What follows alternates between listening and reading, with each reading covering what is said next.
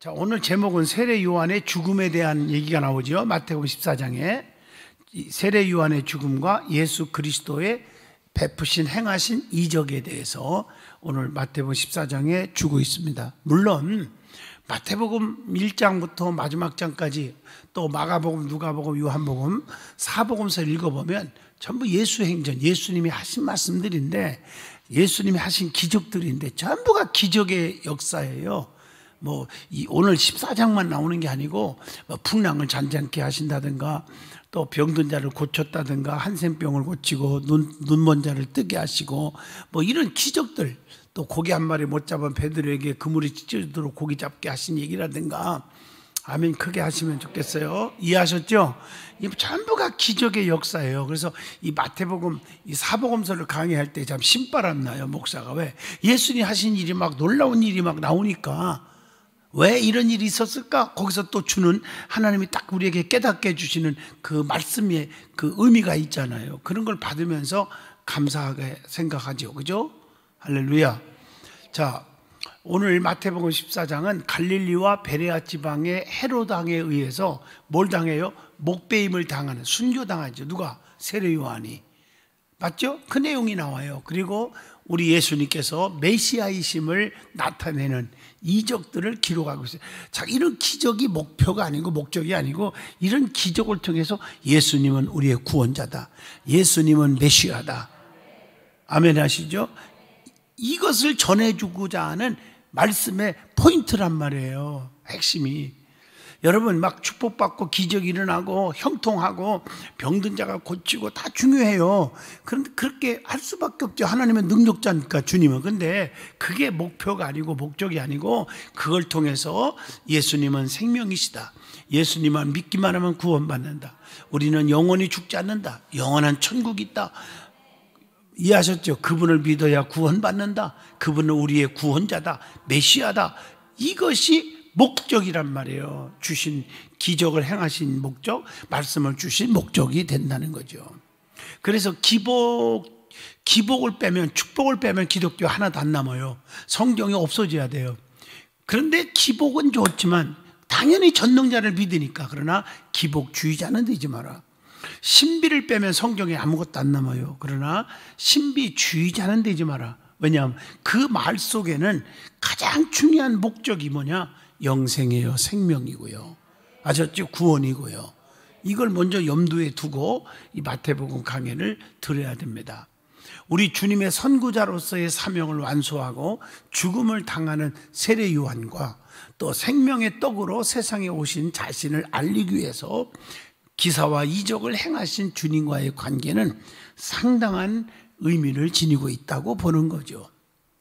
주님 역시 인류의 메시아, 즉 구원자로서 그 십자가에 죽으실 것이기 때문이라는 거예요. 그러면 오늘 주시는 말씀을 통해서 주시는 교훈과 은혜를 잘 받기를 원합니다. 첫 번째, 본문 1절로 12절 내용입니다. 뭐에 대한 얘기죠? 12절까지 세례 요한의 순교, 세례 요한의 죽음에 대한 얘기입니다. 세례 요한은 헤롯 왕에게 말씀에 위배된 행위를 지적하다가, 당신 그러면 안 돼, 이렇게 왕에게 주의 종으로서 지적하다가 어디에 들어가요? 감옥에 들어간 거예요. 맞죠? 바르게 말하다가 구원의 율법에서 그만 근친상간의 죄, 레위기 18장 6절, 이것을 그 하나님의 말씀에 의해서 그것을 범죄하는 헤롯에게 그 여자를 차지한 것이 옳지 않다 하고 충고했어요. 본문 4절입니다. 헤롯은 그 충고를 거절하고 세례 요한을 감옥에 가두어서 버리는 죄를 범했다고 하는 것이 3절의 말씀입니다. 그리고 세례 요한은 자신의 생명을 아끼지 아니하고 해야 할 말을 담대하게 하다가 감옥에 들어간 사람입니다. 이것은 불의를 보면 참지 못하는 의분이라고 그러죠. 의분. 바울도 아덴에 가득한 우상을 보고 분노했죠. 사도행전 17장 16절 보면 바울이 아덴에서 그들을 기다리다가 그 성에 우상이 뭘 한 걸 보고, 가득한 것을 보고 마음에 격분하여, 이런 말이 나온단 말이에요. 그래서 한편 헤롯은요, 세례 요한의 충고에도 불구하고 조금도 뉘치지 않고 오히려 한 가지 악을 더하여 하나님의 선지자를 박해했다. 여러분, 구약에도 이런 게 많이 나오잖아요. 맞죠? 맞아요. 구약에도 이런 지적을 많이 했어요. 왕에게. 왕 그러면 안 된다. 뭐 그런 얘기들 많잖아요.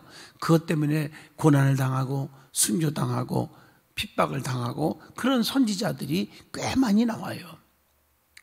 권력 앞에 굴하지 않고, 권력 앞에 아부하지 않고, 자기 목숨 하나 살겠다고 비굴하게 살지 않았던 내용들이 참 구약에도 꽤 많이 나오거든요. 이해가 되시면 아멘 하시죠. 아멘. 참 힘들죠. 다윗을 보세요. 우리아의 아내를 보면 큰죄를 졌을 때 누가 나타났죠? 어떤 선지자가? 나단 선지자가 충고했죠. 내가 여호와께 범죄하였노라.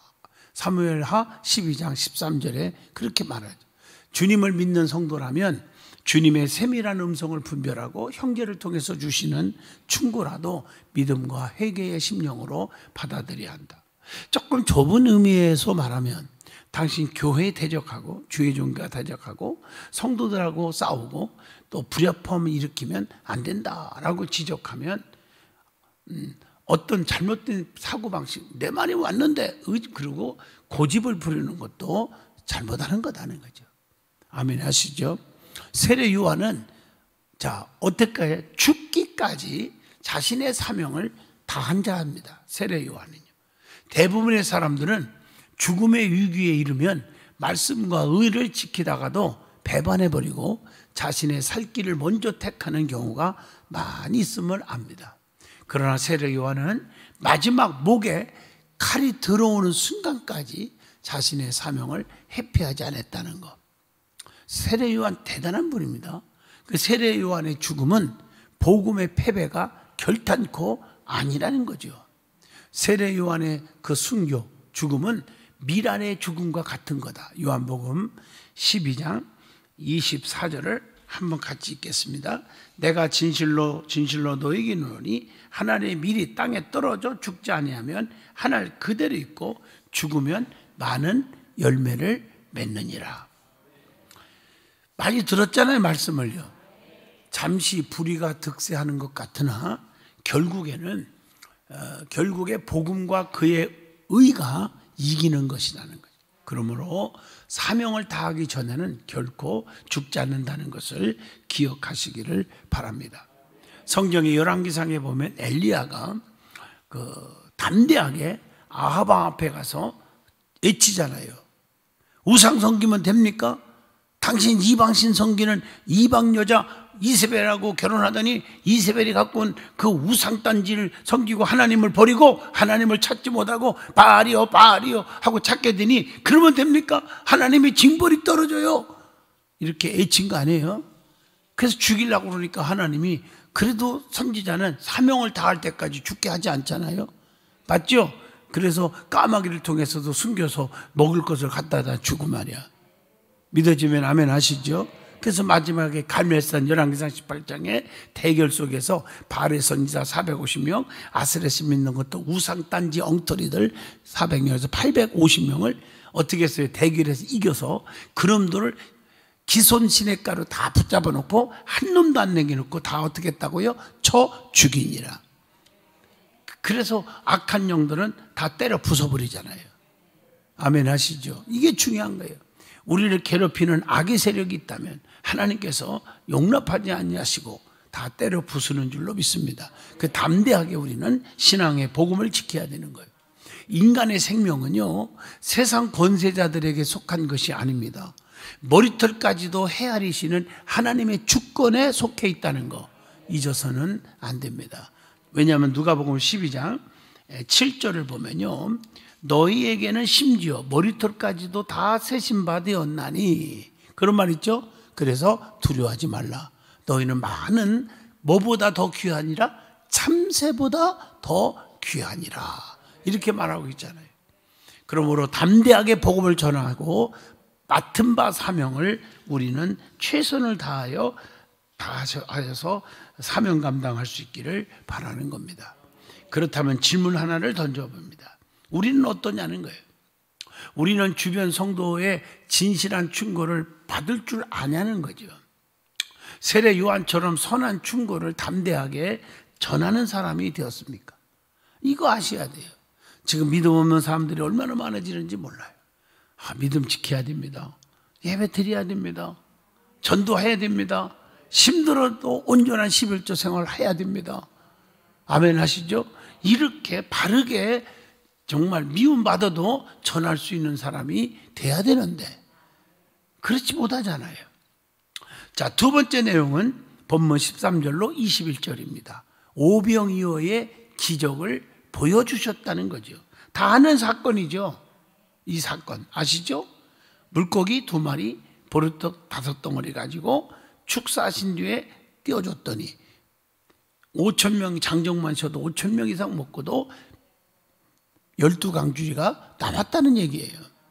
자, 이 내용을 가만히 살펴보면 우리 주님을 배를 타고 떠나서 따로 빈들이 있는 곳으로 갔어요. 여러분, 예수님은 빈들이나 어디든지 가면 수천 수만 명이 쫓아다녔단 말이에요. 왜? 그분이 가는 곳에 뭐가 일어났어요?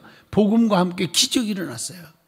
막 죽은 자가 살아나고 병든 자가 막 다 고침받고 그러니까 사람들이 막 몰려가는 거예요. 맞죠? 무리들이 막 다 쫓아가는 거예요. 그러나 그 무리들이 듣고 여러 고을로부터 막 따라오는 거예요. 그 13절에 나오죠. 예수님이 빈들에 조용한 곳에 갔는데도 무리들이 쫓아온 거예요. 따라왔다. 이게 13절의 말씀입니다. 그 중에는 병자들도 너무 많았고요. 또 긍휼이 많으신 주님은 큰 무리를 보시고 야 구찼다 왜 자꾸 따라와 이러지 않았어요. 마다하지 않고 불쌍히 여겼다는 거예요. 그리고 병자들을 다 고쳐주셨다고 14절에 말해죠. 이게 주님의 사랑이죠. 때는 저물어 가며 장소는 빈들이기에 먹을 양식이 없어 무리들은 어떻게 했어요? 15절에 너무 배가 고픈 거예요. 아니 아무리 은혜를 받아도 여러분 은혜 받았다고 배 안 고파요? 배고프잖아요.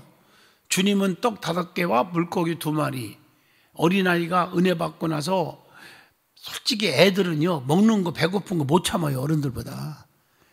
근데 어머니가 준 도시락 하나 가지고 지가 얼른 먹고 아무도 없는 데 가서 오늘날로 말하면 화장실 뒤에 가서 딱 먹고 그래야 되는데 잘 난 여기서 깨달은 게 봐요. 애들도요 얼마나 은혜를 받았으면 애가 지 입으로 안 들어가고 그걸 내놓은 거예요.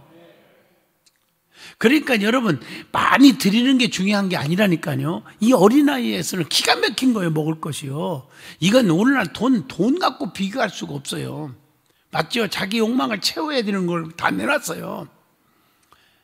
비록 도시락 하나지만 우리 주님은 적은 것 가지고 쓰시잖아요.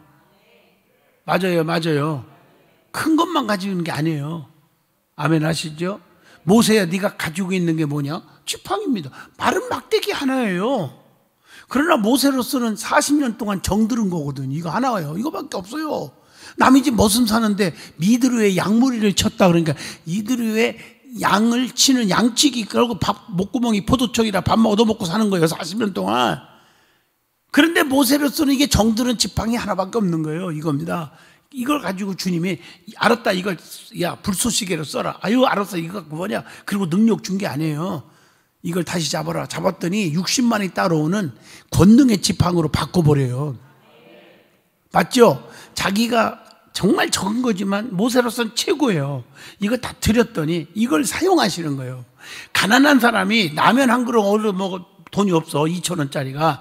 근데 그 2,000원을 드렸어. 200억을 드린 사람보다 큰 거예요. 이걸 가지고 진짜 홍해바다가 갈라지고 반석에서 샘물 터져 나오게 하는 기적의 역사가 이걸 통해서 이루어진다는 거예요. 믿어져요? 내가 배운 게 없어요. 내가 가진 것도 없지만 배운 것도 없고 권세도 없어. 그러나 내가 있는 그 무식한 거지만 무식한 것들에도 다 주님 앞에 헌신적으로 사용되기를 원합니다 하고 드렸어. 그랬더니 그걸 가지고 주님이 어떻게 해요? 그냥 세상을 깜짝 놀랄 만한 기적을 이루는 도구로 쓴다 이거지. 믿어지면 아멘 하시죠. 이 오병이어의 기적이 기적이 일어났다. 이게 중요한 거 아니야. 포인트가 그거예요. 아멘.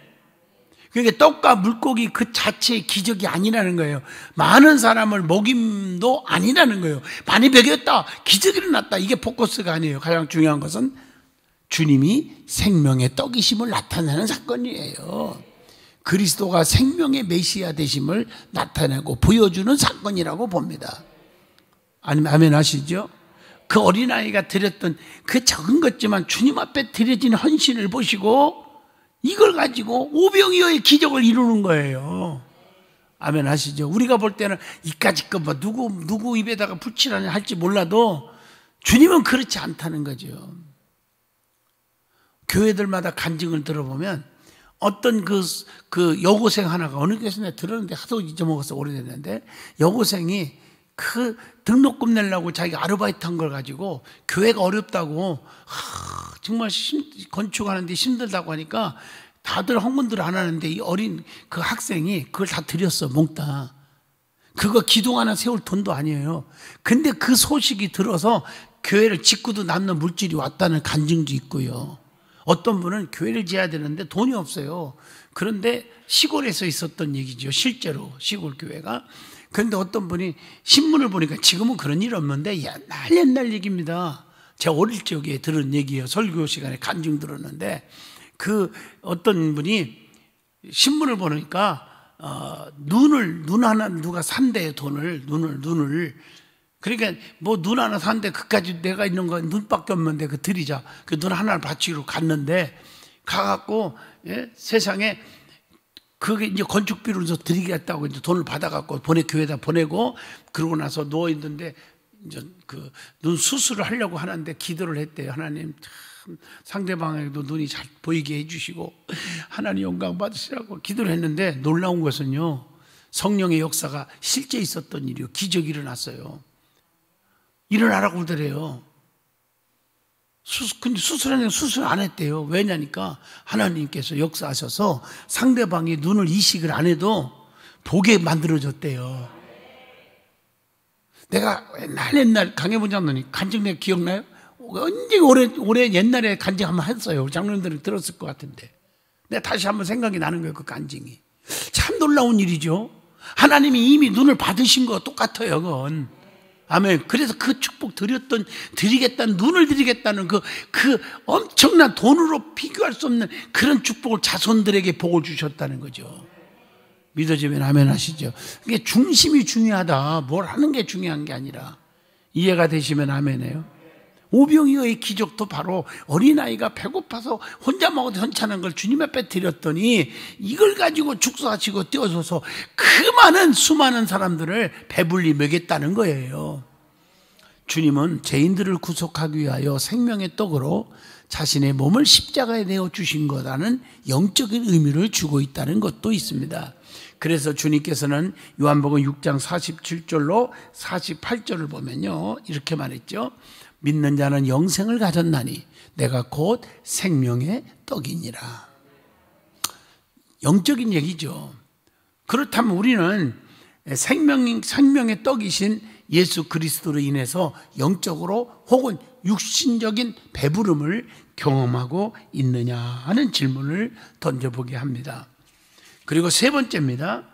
세 번째.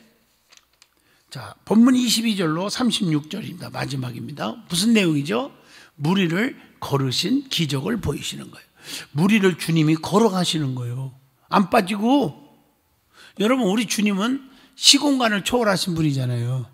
부활하시고 나서 문을 다 걸어 잠궜는데 제자들이 막 벌벌 떨고 막 무서워서 있는데 문도 안 열었는데 주님이 딱 나타난 거예요. 내가 이리 넘어갑니다. 투명하게 쑥 나타난 거예요. 어머나! 깜짝 놀란 거죠. 주님은 영육을 초월하시는 분이다. 믿으면 아멘. 그러니까 사람들이 못 믿겠다고, 두려워하지 말라, 못 믿겠다고. 그 도마 같은 사람 만져보기 전에 난 못 믿겠네. 만져봐라. 옆구리 만들어봐. 손 못 잡고 봐. 있어. 너는 나를 보고 만져보고 의심하면서 만져보고 믿었지만 나를 보지 않고 만져보지 않고 믿는 자가 복이 있다.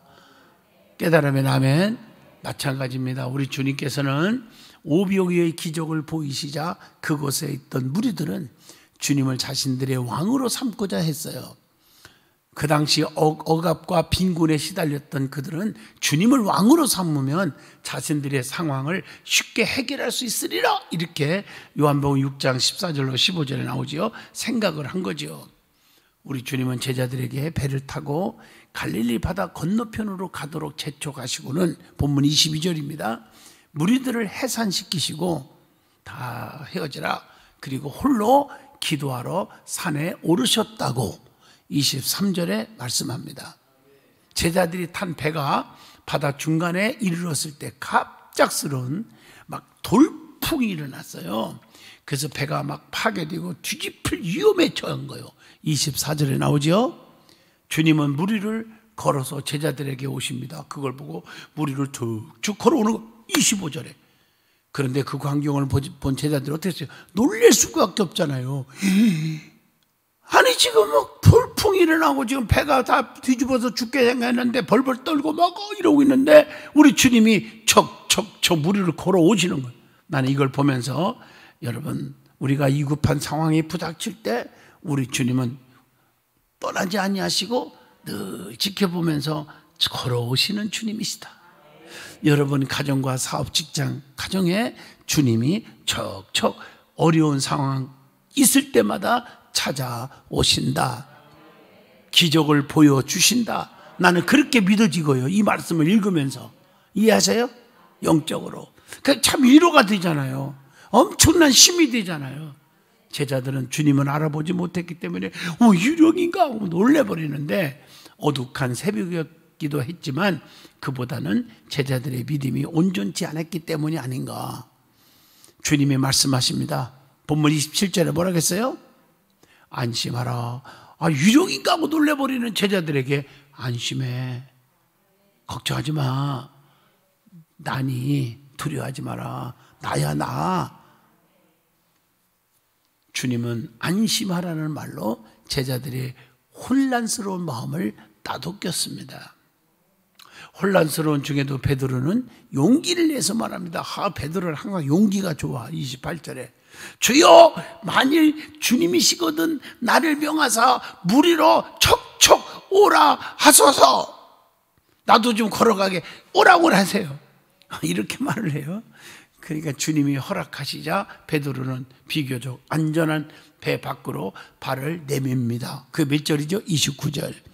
여러분, 믿음이라는 것은 길 없는 곳에 길을 내는 거예요. 때로는 무모한 용기가 믿음의 시작이 될 수도 있는 거죠. 베드로는 물결위를 걸어갑니다. 어이구, 이거 기적이 일어났어요. 하지만 몇 걸음 가지 못해서 좌우를 보니까 바람이 막 불고 무서움이 생기잖아요. 그래서 물속에 푹 빠져서 오늘 30절 쉽게 말하면 물 실컷 쳐먹은 거죠. 한번 생각해 보세요. 오늘 30절 말씀이에요. 물속에 빠져들고 베드로의 그 베드로 팀은 자신의 한계와 무력함과 과오를 인정할 줄 알았다는 데 있습니다. 본문 30절. 그때 바로 뭐라고 했어요? 왜 이렇게 됩니까? 내게 물 처먹게 만듭니까? 이런 말 안 하고 주여 나를 구원하소서. 이 말 속에는 내가 너무 의심하고 믿음이 세상의 풍랑을 바라보고 바람을 바라보다가 푹 빠졌으니 내가 이게 참 못된 놈이네요. 아주 주여 나를 불쌍히 여기세요. 나 믿음 없는 걸 용서해 주세요. 나를 구원해 주세요. 이런 얘기 아니겠어요? 따지고 보면. 그렇죠? 손을 내밀어 베드로를 어떻게 해요? 푹 던져면서 잘 터졌다 이놈아, 더 물쳐먹어라, 죽어라 이랬습니까? 아니죠. 긍휼을 베푸시죠. 베드로를 붙잡아 주셨어요.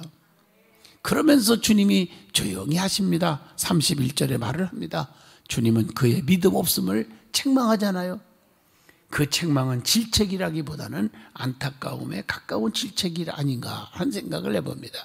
그래서 주님이 배에 오르시사 바람이 그쳤고 제자들은 주님이 하나님의 아들이심을 재확인하게 됩니다. 저분은 전능자다. 하나님의 아들이시다.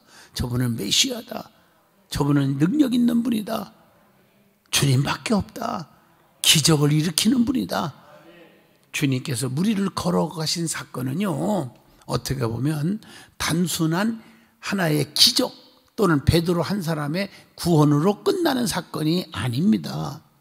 주님은 바다 같은 세상에 살고 있는 인생들, 험한 풍랑에 휩쓸려 허덕이는 인생, 코로나19로 인해서 고통받는 인생들, 곧 죄와 사망의 세력으로 인해서 소망이 없는 불쌍한 인생들을 건지시기 위해서 오신 메시아, 구원자, 주님이십니다.